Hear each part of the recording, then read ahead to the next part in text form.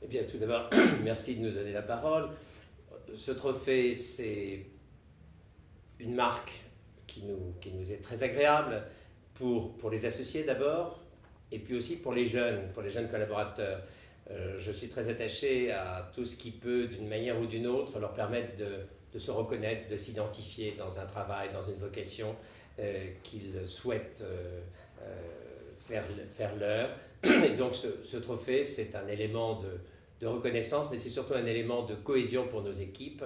Et à cet égard, il est, comme d'autres marques, très bienvenu. Donc nous sommes tout à fait heureux de partager ensemble et avec eux et aussi avec vous cette distinction, d'autant que cette fois-ci, elle vient de nos pairs, elle vient de la reconnaissance de nos pairs et non pas de petites élites parisiennes qui, très sympathiques, peuvent avoir de temps en temps des options un peu fermées ou un peu traditionnelles. Donc c'est à la fois une double reconnaissance, parce que ce n'est pas la première fois, mais c'est aussi très sympathique de voir que cette fois-ci, c'est la démocratie de la profession qui s'est exprimée. Et donc je trouve que cette forme de démocratie directe m'est particulièrement sympathique, d'autant qu'elle est confirmative de ce que la rumeur publique avait déjà bien voulu dire.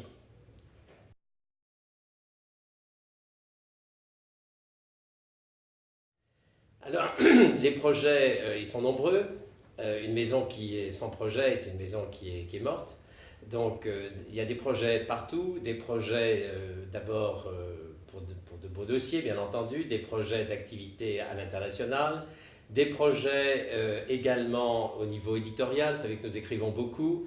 Donc, il y a eu 4 ouvrages de sortie l'année dernière, 4 ouvrages en une seule année, sous 4 signatures différentes. Chacun des associés a sorti un ouvrage.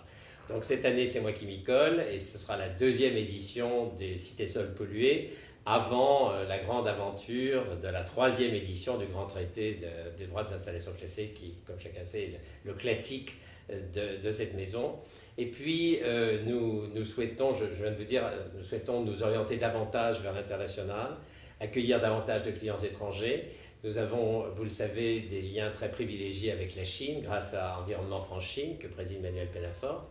Et donc, voilà. Et puis, nous souhaitons aussi, en tout cas je souhaite pour ma part, pouvoir contribuer activement aux travaux de la Fondation pour le droit continental, qui, vous le savez, est un enjeu que je trouve très important pour les juristes français, qui est d'essayer de faire connaître nos valeurs, notre savoir, notre savoir-faire, dont je répète qu'il est important, qu'il est grand, qu'il a été insuffisamment souligné.